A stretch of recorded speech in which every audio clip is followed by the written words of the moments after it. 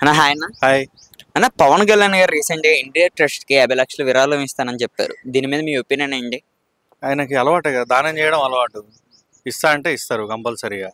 అది ఇప్పుడు చూసింది ఏం కాదు కొత్తగా. మనం ఎప్పటి నుంచో నాకు ఆయన ఇండస్ట్రీ వచ్చిన దగ్గర నుంచి నేను ఆయన అభిమానిని. అది ఎప్పటి నుంచో ఆయనకి వేయడం అలవాటు, ఇస్తాడు. నాకేం కొత్తగా అనిపించలేదు.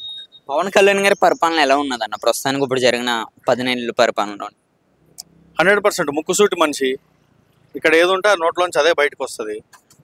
పరిపాలన ఆబ్వియస్గా బాగుంటుందని అనుకుంటాం. పిఠాపురం డెవలప్మెంట్ ఏందో 5 ఏళ్ల తర్వాత నెక్స్ట్ ప్రజలే చూస్తారు కంపల్సరీ. అదొకటి, అపోలో హాస్పిటల్ కూడా పిఠాపురంలో నిర్మిస్తున్నారు ఇప్పుడు. మా రామ్ చరణ్ గారు, ఉపాసన గారు ఆధ్వర్యంలో ఎలా ఉంటుంది అనుకోవచ్చు అక్కడ ప్రజలకి? 100% అదే చెప్పాను కదా ఇందాక. పిఠాపురం కాదు అసలు టోటల్ ఏపీ కూడా 100% డెవలప్మెంట్ జరుగుద్ది. నెక్స్ట్ 5 ఏళ్లలో అందరు చూస్తారు. పవన్ కళ్యాణ్ ఏదనుకుంటే అది 100% సాధిస్తారని నమ్మకం గట్టిగా ఉంది మాకు. కానీ ఈ మధ్యన సోషల్ మీడియాలో బాగా నెగిటివ్ టాక్స్ అయితే వస్తున్నాయి. పవన్ కళ్యాణ్ గారు ప్రతి దిక్కున కోపడుతున్నారని, దీని గురించి ఏమంటారు? నెగిటివ్ టాక్స్ గాంధీజీ మీద కూడా ఉన్నాయి, పవన్ కళ్యాణ్ గారి మీద కూడా ఉంటాయి ఆటోమేటిక్గా. ఎవరో ఏదో ఒకటి మాట్లాడుతూ ఉంటారు, అవన్నీ మనం పట్టించుకోవద్దు. 100% ఆయన న్యాయంగా ఉంటాడని తెలుసు, ఉన్నాడు కాబట్టి ఇప్పుడు 100% స్ట్రైక్ రేట్ సాధించిండు.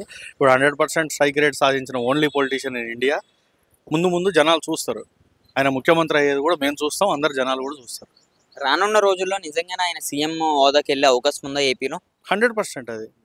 మీరు మళ్ళీ వీడియో రికార్డ్ చేసుకోండి, మళ్ళీ నా దగ్గరికి వచ్చి మీరు మళ్ళీ ఇంటర్వ్యూ తీసుకోండి. 100% ఆయన ముఖ్యమంత్రి అభ్యర్థి, ముఖ్యమంత్రి అయిపోతాడు అంతే.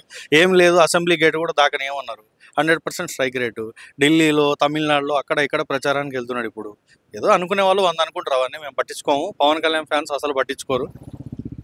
గతంలో చూసుకుంటే ఇప్పుడు ఈ వ్యాఖ్యల మీదే పవన్ కళ్యాణ్ గారు రాజకీయానికి వద్దు, ఆయన ఓన్లీ సినిమాకి ఏదో అదొక రకమైన మనిషి అనేవారు. ఇప్పుడు వాళ్ళందరికీ కరెక్ట్ సమాధానం చెప్పినట్టేనా ఆయన? 100% చెప్పినట్టే కదా. ఇప్పుడు ఉన్న కమిట్మెంట్ ఉన్న 3 సినిమాలు కూడా ఆయన డబ్బు కోసమే, సినిమాల కోసమే చేసేవాడైతే ఈ పాటికి డేట్స్ ఇచ్చేవాడు, సినిమాలు కంప్లీట్ అయిపోయి బయటికి కూడా వచ్చేవి, రిలీజ్ అయ్యేవి. కానీ ఆయన ఓన్లీ పాలిటిక్స్కే ఇంపార్టెన్స్ ఇచ్చారు కాబట్టి సినిమాలు లేట్ అవుతున్నాయి.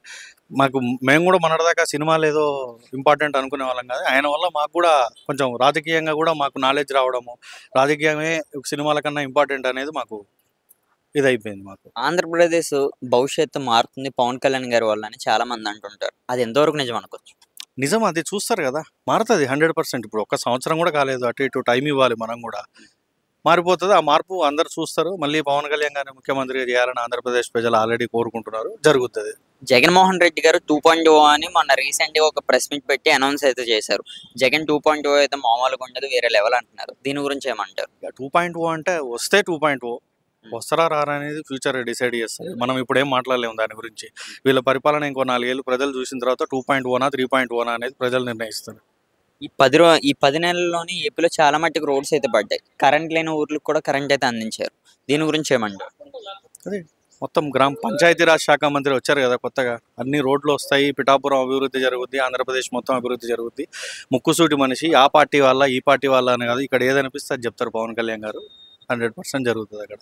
ఇంకా 4 సంవత్సరాల పరిపాలన నుండి కూటమిది ఇదే పొజిషన్ లో ఉంటారనుకోవచ్చు. పవన్ కళ్యాణ్ గారు ఏమైనా చేంజ్ అయ్యే అవకాశం ఉందా? అది కూటమి ప్రభుత్వం నిర్ణయం తీసుకుంటుంది. అది ఈ ఒపీనియన్ గా ఈజ్ అ ఫ్యాన్ గా నా ఒపీనియన్ అయితే, మేము ఇంతకు ముందుతో పోలిస్తే పవన్ కళ్యాణ్ గారు డెవలప్ అయినందుకు చాలా ఆనందపడుతున్నాం. డిప్యూటీ సీఎం రేంజ్లో ఉన్నారు. దాని తర్వాత సీఎం రేంజ్ క్యాండిడేట్ అని అందరికీ తెలుసు.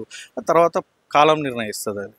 ప్రతిపక్షంలో ఉన్న జగన్మోహన్ రెడ్డి గారు ఇప్పుడు వచ్చి అసెంబ్లీకి అయితే రాలేదు. వచ్చారు కానీ స్టార్టింగ్ లో మళ్ళీ వెళ్ళిపోయారు. ఒకవేళ మళ్ళీ వచ్చే అవకాశం ఉందా? కళ్యాణ్ గారిని అసెంబ్లీ గేట్ దాకనే ఉన్నారు. కళ్యాణ్ గారు అసెంబ్లీలో ఉన్నారు. ఒకసారి వస్తే ప్రజలకు కూడా అర్థమైపోద్ది ఏందనేది. రావాలి కదా, అతని వ్యక్తిగత అభిప్రాయం, అది వస్తారేమో చూడాలి మనం అనేది. ఆయన ఎలా ఉండొచ్చు అనుకోవచ్చు ఒకవేళ నిజంగా అపోజిషన్ ఉంటే? ఈయన నిజంగా క్వశ్చన్ చేసే అవకాశం ఉందా జగన్మోహన్ రెడ్డి గారు? చెయ్యాలి కదా, రావాలి కదా, ఫస్ట్ అసెంబ్లీకి రావాలి క్వశ్చన్ చేయాలంటే. వచ్చిన తర్వాత దాని గురించి మాట్లాడుకుందాం మనం. రానున్న 29 ఎన్నికల్లో సీఎం ఎవరయ్యే అవకాశం ఉంది? నా ఒపీనియన్ అయితే పవన్ కళ్యాణ్ గారు కావాలి. మరి లోకేష్ గారి పరిస్థితి ఏంటి అనుకోవచ్చు నార్మల్గా చూసుకుంటే? ఎందుకంటే లోకేష్ గారు కూడా నందమూరి ఫ్యామిలీకి, ఇప్పుడు ఉన్న నారా ఫ్యామిలీకి ఆయన ఇప్పుడు వారసుడు ప్రస్తుతానికి. మరి ఆయన పరిస్థితి ఏంటి? ఇప్పుడు వారసుడు అవి ఇవి కాదు, యాక్చువల్గా ఎవరు మంచి చేస్తున్నారు, ఎక్కడ మంచి జరుగుతున్నది, ఎవరు నెక్స్ట్ ఏంటి అనేది వాళ్ళు నిర్ణయం తీసుకుంటారు కలిసి. కూటమి ప్రభుత్వం కలిసే ఉంటుందని నేను అనుకుంటున్నా 100%. చంద్రబాబు నాయుడు గారు కూడా పవన్ కళ్యాణ్ గారికి చాలా ఇది ఇస్తున్నారు. మొన్న మంత్రివర్గ సమావేశానికి రాకపోయినా ఆయన చైర్ ఆయనకు అట్లే ఉంది, ఆయన స్థానం అట్లే ఉంటుంది. అది వాళ్ళు కూటమి నిర్ణయం తీసుకుంటారు. నా ఒపీనియన్ వ్యక్తిగతంగా పవన్ కళ్యాణ్ గారు కావాలని కోరుకుంటున్నాను. బీజేపీ సపోర్టు కూడా టీడీపీ కన్నా పవన్ కళ్యాణ్ గారికి ఎక్కువ ఉన్నదని బయట చాలా టాక్ అయితే నడుస్తుంది. నరేంద్ర మోడీ గారు పవన్ కళ్యాణ్ గారి వెనకాల ఉన్నారని చాలా మంది అంటారు. దీని గురించి ఏమంటారు? అవును, 100% అది. ఎందుకంటే వేరే స్టేట్స్లో ఎలక్షన్స్ కూడా పవన్ కళ్యాణ్ గారిని క్యాంపెయిన్ చేయాలని కోరుకుంటున్నారంటే 100% సపోర్ట్ ఉన్నట్టే లెక్క. అది సపోర్ట్ ఉంది. రానున్న రోజుల్లో ఏపీ భవిష్యత్తు మారే అవకాశం ఉందా?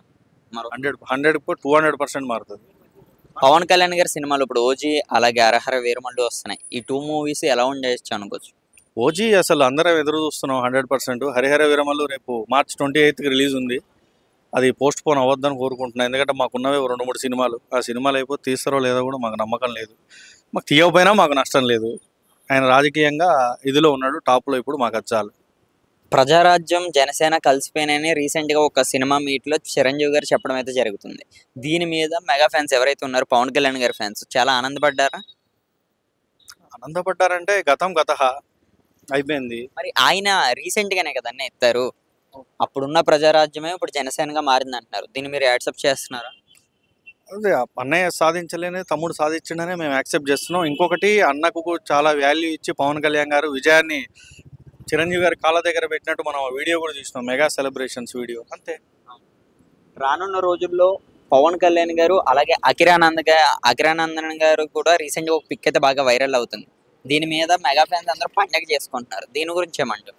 అవును, మాకు కూడా హ్యాపీగా ఉంది. పవన్ కళ్యాణ్ గారు సినిమాలు వదిలేస్తారు కాబట్టి అఖిరానందన్ ఎంట్రీ కోసం మేము కూడా వెయిట్ చేస్తున్నాం. ఇక అది ఎప్పుడు అనేది ఆయన ఇంట్రెస్ట్. ఆయనకు అసలు ఇంట్రెస్ట్ ఉందా లేదా సినిమాలు మనకు తెలియదు. వస్తే మేము కూడా హ్యాపీ ఫీల్ అవుతాం. పవన్ కళ్యాణ్ గారు అఖిరానందన్ గారు ఒకే స్క్రీన్ మీద కనిపించే అవకాశం ఉన్నదని ఒక డైరెక్టర్ గారు చెప్పడం అయితే జరిగింది రీసెంట్గా.